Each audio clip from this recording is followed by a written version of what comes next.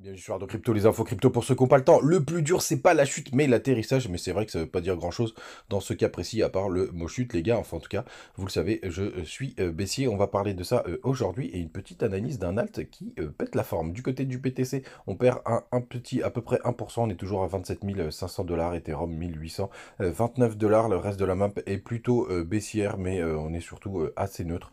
On a juste des petits rebonds, notamment du côté de LTC, mais rien de folichon, hein. Franchement, on perd entre 1 et 3%. On a quand même Unity hein, qui nous fait un joli 3% et Atom qui pousse hein, avec 5%. C'est vrai qu'il est plutôt pas mal en ce moment celui-là. On en parlera peut-être demain. Du côté, les gars, du daily. Toujours des targets baissières de mon côté. Évidemment, hier, on a eu beaucoup de volatilité avec le CPI. Donc, vous voyez, on est parti chercher d'abord en haut. Alors, on n'a pas récupéré beaucoup de stops, mais par contre, on est venu en chercher en bas. On regardera tout à l'heure sur les plus petites time frames. Et donc, combien on a eu? On a eu 4,9%. Donc c'est à peu près ce qui était attendu par le marché. Peut-être qu'on pourrait avoir comme une petite poussée au mois de juin, tout simplement, parce que là, on a vraiment une chute du côté de Trufflation. D'ailleurs, je vois beaucoup de youtubeurs qui utilisent ce truc-là. Ils l'utilisent très très mal. 3,72, c'est les chiffres à date.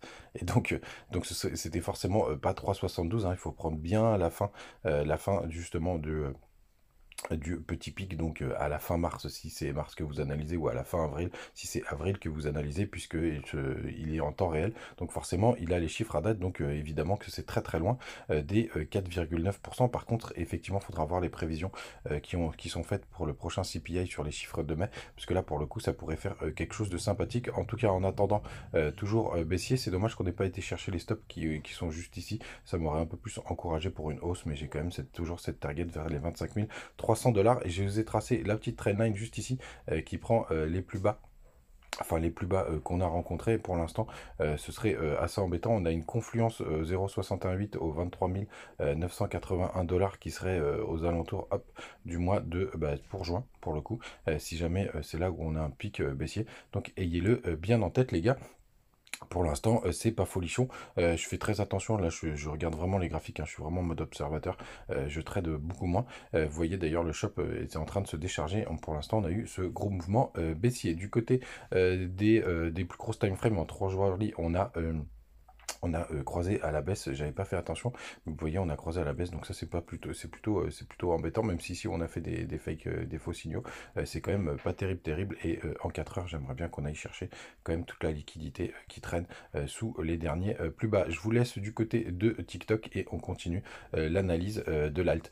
Pour les autres, donc du coup, l'alt qui est vraiment sympa du jour, et d'ailleurs il y a pas mal de choses en ce moment si vous en avez, il y a un nouveau launchpad BGB qui est vraiment sympathique, tout simplement parce que vous avez juste besoin d'avoir les BGB, vous n'avez même pas besoin de les stacker.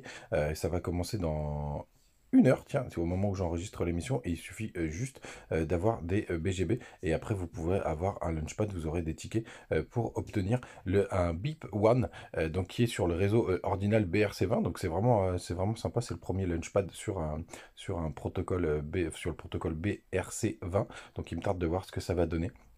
Donc pour l'instant, en plus, vous avez juste à avoir les BGB. Vous n'avez pas besoin de les stacker, vous avez juste besoin de les avoir en portefeuille. Ça, c'est plutôt cool. Et surtout, ce que je voulais vous montrer, c'est la gueule du BGB parce que c'est assez impressionnant. Il est toujours en tendance haussière. Moi, c'est un bag assez important. On est presque au niveau des plus hauts. Il se passe pas mal de choses du côté de BitGet, hein. Il se passe toujours plein de choses. Donc ça, c'est plutôt pas mal. Ils arrivent vraiment à faire un token vraiment sympa qui a une toute petite capitalisation pour l'instant. Donc s'il continue d'augmenter comme ça, c'est plutôt chouette. Alors évidemment, rentrer maintenant, c'est toujours un peu compliqué, mais vous avez quand même justement le Launchpad, mais c'est vrai qu'on a pas mal performé. Il y a eu un petit retracement, jusqu'au hop 0,31. Mais c'est vrai que là, on est en train de taper des plus hauts et je suis content d'en avoir pas mal en portefeuille. On a failli croiser en weekly le MACD et pour l'instant, ça tient bien. Donc, Launchpad à répétition, pas mal d'événements du côté de BitGet. C'est vraiment très très cool. J'espère qu'il va nous faire des belles performances sur le prochain Bull Run. On peut aller jeter un œil du côté de CoinGecko pour voir ce que ça raconte sur BGAB. Hop. il est juste là, il est 68e pour l'instant, et avec, hop, on va regarder sa courbe, hein, qui est assez impressionnante. En plus, il n'est pas listé sur beaucoup de plateformes, hein, puisque très souvent, il y a la concurrence entre les différentes plateformes, donc ils ont toujours un peu de mal pour lister les tokens de leurs petits concurrents.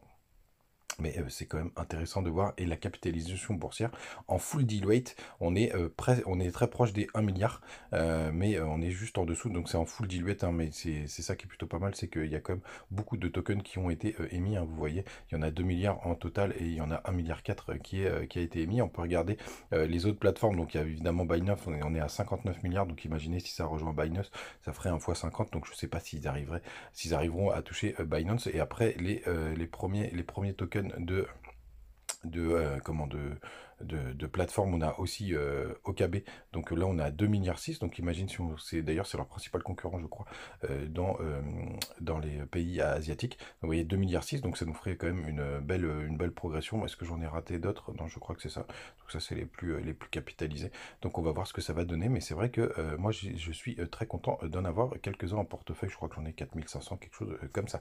Les gars, passez une très très bonne journée, faites attention à toute cette volatilité en ce moment.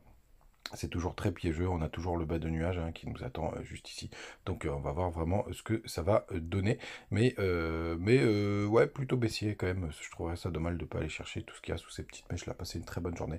On se retrouve comme d'habitude demain. Ciao.